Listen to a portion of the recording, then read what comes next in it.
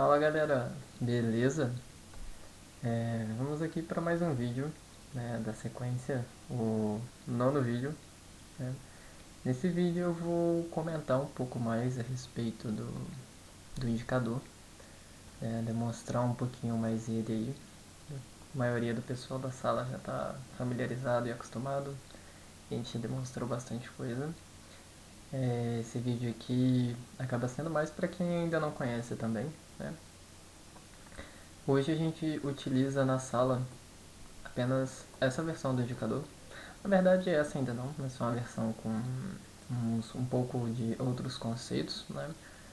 É capaz da gente brevemente introduzir. Acaba dando menos entrada do que a versão que vocês estão acostumados a utilizar, mas eu vou utilizar ela como demonstração porque o princípio é o mesmo, né? A versão do ciclo C, como a gente costuma chamar ele. É, Bateu na linha de amarela é uma compra, bateu na vermelha é uma venda e vice-versa, né?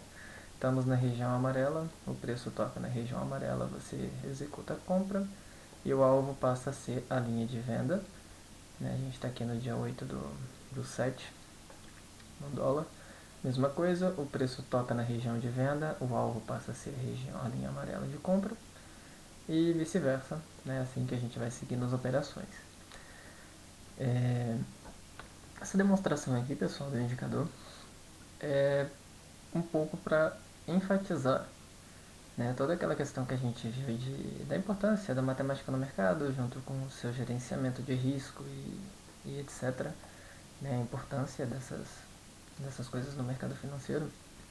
E assim como eu demonstrei o porquê que coisas simples como LTA e LTB funcionam dentro do mercado, Fibonacci funciona dentro do mercado, que é algo com uma base matemática forte, o indicador ele tem uma base matemática fortíssima, né? Ele analisa muitas coisas, como em função do preço, a relação de tempo, o volume de ordens, né? Tem conceitos de Fibonacci internos no indicador também.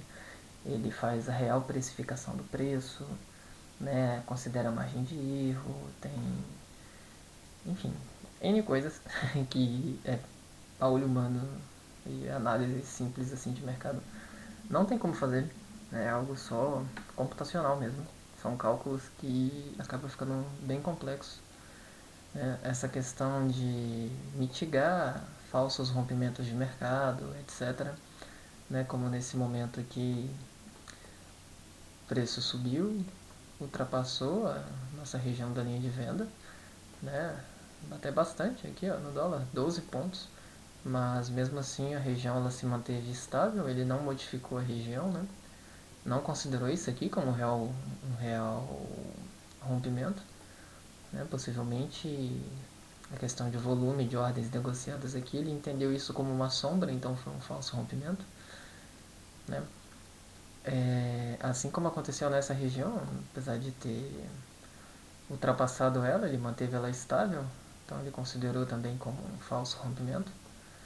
Isso é bem bacana porque o conceito, na realidade, do indicador das trocas de linhas, né, como vocês estão acostumados a ver, é que no momento que o preço, ele confirma que o preço rompeu, venceu uma região, ele abre duas novas regiões, né? Então, nesse exato momento aqui, quando ele abriu as regiões novas, foi quando aconteceu esse doji.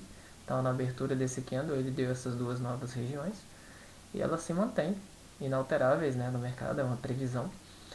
A gente realmente tenta olhar a direita do gráfico, né? Olhar a esquerda e fazer análise de tudo que já passou é fácil, mas nesse momento ele precificou o mercado dessa maneira e o mercado tende a respeitar muito bem, né, as regiões demarcadas pelo indicador, assim como aconteceu nesse momento de gap, né? O preço abriu aqui e aqui o indicador ainda estava considerando aqui embaixo, esperando a confirmação da região. E no momento da abertura desse candle aqui, às 9h10, né, de 9h10 aqui para 9h15, aliás, no candle de abertura aqui de 9h15, ele plotou as duas regiões, a de venda e a de compra, e o preço segmentou, né, confirmou as regiões que ele havia demarcado, demarcou com bastante precisão. né? Exceto em momentos mais raros, assim, eu diria, de não tão raros na verdade, mas um momento de extrema tendência, né? No momento de mercado, assim como aconteceu aqui, acabou não tendo como mitigar esse, esse movimento, né? Foi um candle bem abrupto aí de 42 pontos, então ele acabou tendo força demais, rompeu a região, mas no geral ele tem um bom comportamento em qualquer ativo, né? Aqui a gente está dando uma olhada no dólar, poderia usar aqui como exemplo no futuro também o mini índice, que é o que vocês mais acompanham na sala, né? Então é o mesmo esquema, o mesmo dilema, ele respeita bem as regiões, né? Dando bastante ao total, como a gente está vendo aqui, ó. Tem a de venda, 880 pontos, mais 830 pontos aqui. Nessa região ele deu 500 pontos, 350 pontos, então dá bastante oportunidade, né, para que a gente consiga realizar lucro.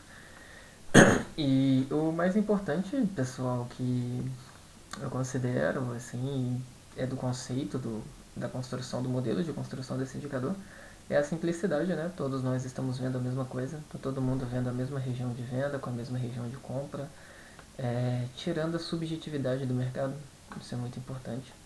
Ainda assim tem gente que não fica feliz, não se agrada do modelo e talvez, não sei, dependendo como a gente utiliza o tempo gráfico de 5 minutos, demora de dar entrada, você não fica operando igual um louco no mercado, né? Você tem um momento, às vezes a operação acontece de maneira mais rápida, como aqui, ela aconteceu depois de 5 minutos, mas tem momentos que ficam bons períodos aí sem dar operação após o rompimento de uma região, né? Então tem pessoas que não adaptam muito bem e acabam não gostando devido a essa demora de você não ficar operando o tempo todo no mercado.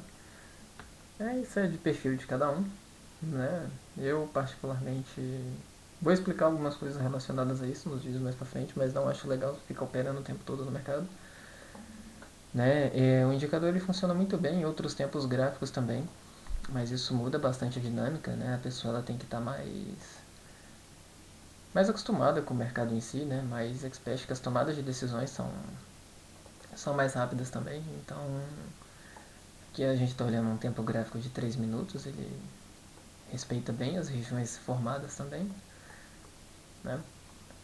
Todos os momentos, o preço ele sempre tende a respeitar as regiões demarcadas pelo indicador, mesmo quando as operações estão bem contra a tendência, ele demarca bem as regiões.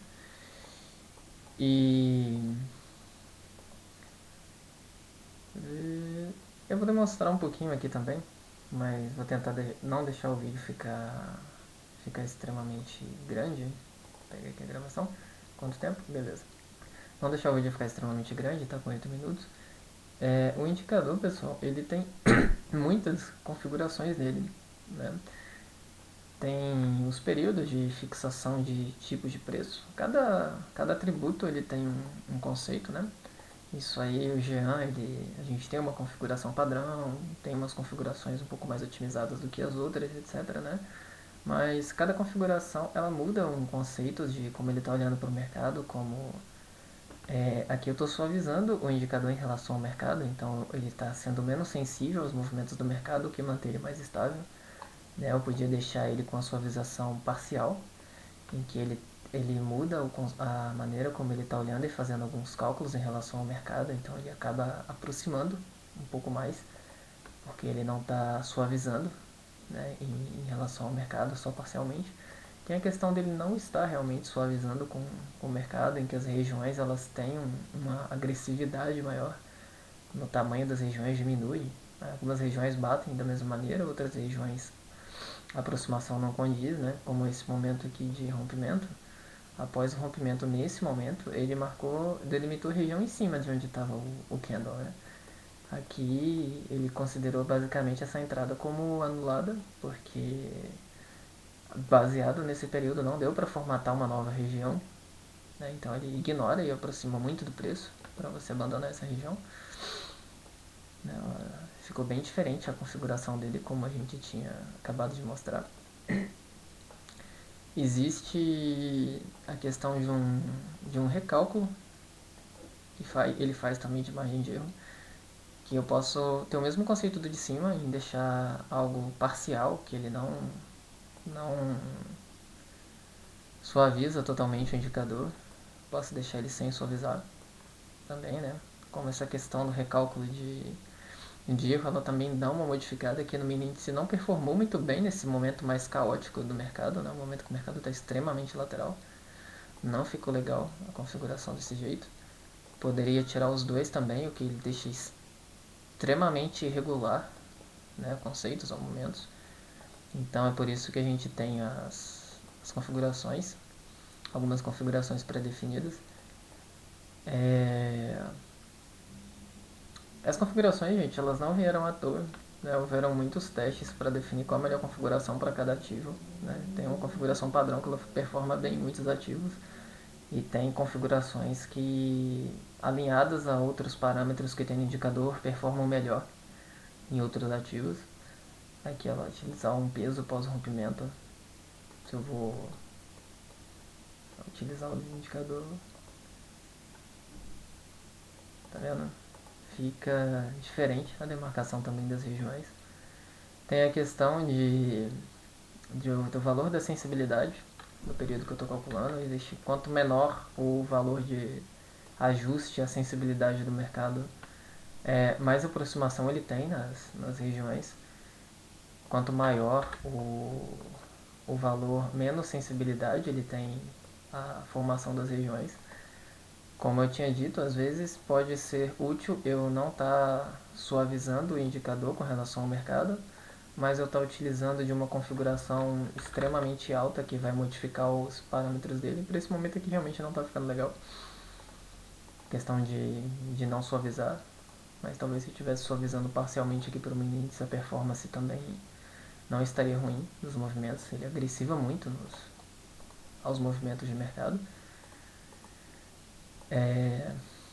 Nossa, ficou extremamente gigante. Eu estava usando 10 na sensibilidade. Né? Tem a maneira também como ele olha para as linhas para montagem da região de compra, a maneira como ele faz o cálculo interno de média no indicador, né? O padrão para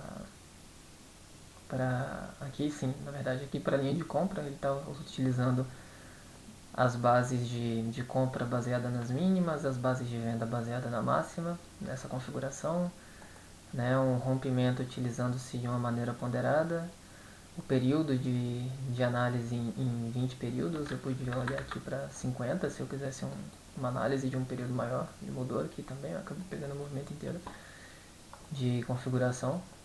Vamos pegar aqui como exemplo esse dia 7, né, utilizando o parâmetro como 50, se eu tivesse utilizado aqui um parâmetro como 20, como um padrão, ele modifica as regiões pela quantidade de períodos que eu estou querendo analisar com ele. Então, basicamente por alto é isso, né? É por isso que o indicador ele funciona tão bem, porque ele tem uma base matemática muito forte, tem muitos conceitos aqui aplicados, tem muitas configurações nele que dá para fazer também, de personalização, né? Mas, eu acabei mexendo aqui na minha.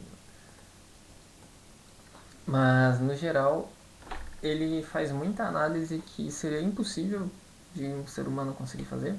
Como eu já enfatizei, ele é muito matemático e é por isso que ele funciona tão bem no mercado. No mais, essa foi um pouco da demonstração do indicador. Eu vou parar esse vídeo por aqui, porque ele está muito grande já. E vou apresentar algumas coisinhas um pouco mais a fundo aqui. Beleza? Valeu!